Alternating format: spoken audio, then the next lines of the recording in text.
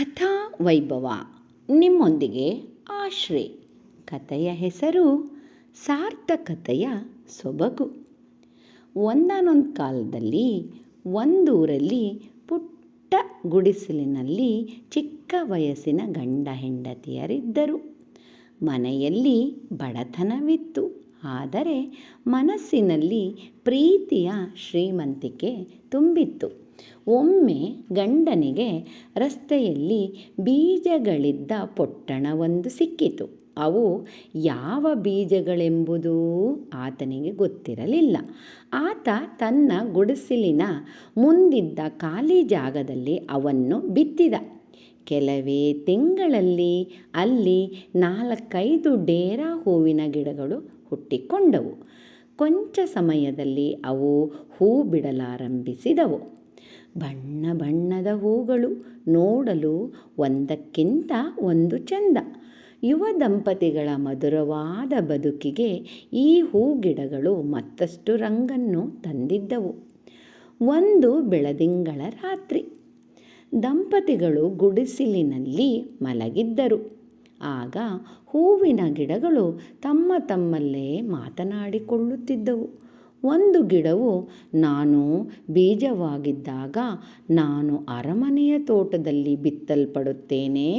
ನಾನು ಹೂ ಬಿಡಲಾರಂಭಿಸಿದಾಗ ರಾಜ ರಾಣಿಯರು ನನ್ನ ಹೂಗಳ ಸೌಂದರ್ಯಕ್ಕೆ ಮರುಳಾಗುತ್ತಾರೆ.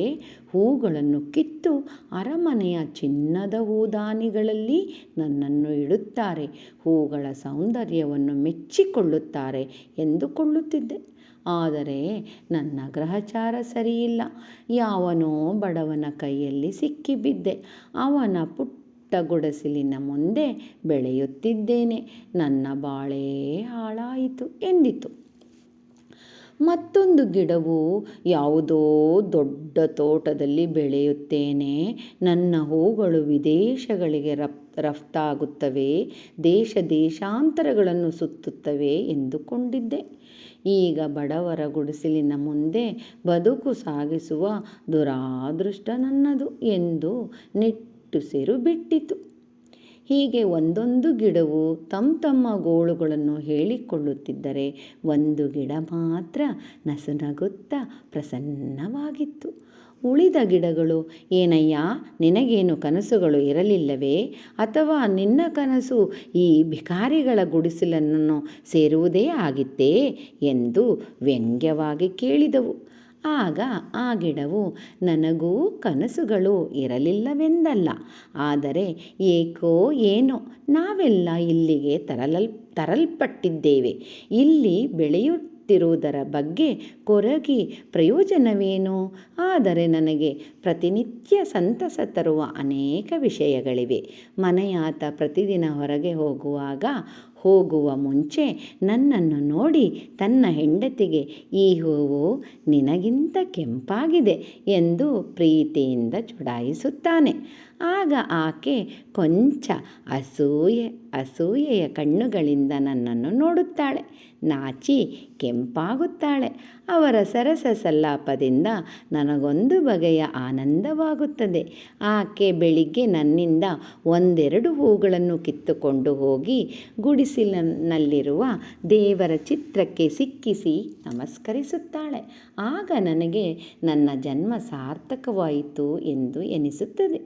ಸಂಜೆ ಗುಡಿಸಲಿನ ಮುಂದೆ ಹೋಗುವ ಶಾಲಾ ಬಾಲಕಿಯರು ಆಸೆ ತುಂಬಿದ ಕಣ್ಣುಗಳಿಂದ ನಮ್ಮ ಹೂಗಳನ್ನು ನೋಡುತ್ತಾರೆ. ಗುಡಿಸಲಿನಾಕೆ 1-2 ಹೂಗಳನ್ನು ಕಿತ್ತು ಆ ಶಾಲಾ ಬಾಲಕಿಯರಿಗೆ ಕೊಡುತ್ತಾಳೆ. ಅವರು ಸಂಭ್ರಮದಿಂದ ನಮ್ಮನ್ನು ಅವರ ಮನೆಗೆ ಒಯ್ಯುತ್ತಾರೆ. ದಂಪತಿಗಳ ಬದುಕು ಮಧುರವಾಗಲು ಕಾರಣವಾದನೆಂಬ ಸಂತಸ ನನಗಿದೆ. ಶಾಲಾ ಬಾಲಕಿಯರ ಸಂಭ್ರಮವನ್ನು ಕಂಡು ನಾನು ಸಂಭ್ರಮಿಸುತ್ತೇನೆ. ದೇವರ ಪಾದದ ಅಡಿಯಲ್ಲಿ ಸೇರಿ ನಾನು ಧನ್ಯನಾಗುತ್ತೇನೆ. ಏನೋ ಆಗಬೇಕಿತ್ತು, ಅದಾಗಲಿಲ್ಲವೆಂಬ ಕೊರಗು ಖಂಡಿತ ನನಗಿಲ್ಲ ಎಂದಿತಂತೆ. ಬದುಕಿನ ಸಾರ್ಥಕತೆ ಎಲ್ಲಿ ಬಿತ್ತಿದರೆ ಅಲ್ಲಿ ಭವ್ಯವಾಗಿ ಬೆಳೆಯುವುದರಲ್ಲಿದೆ.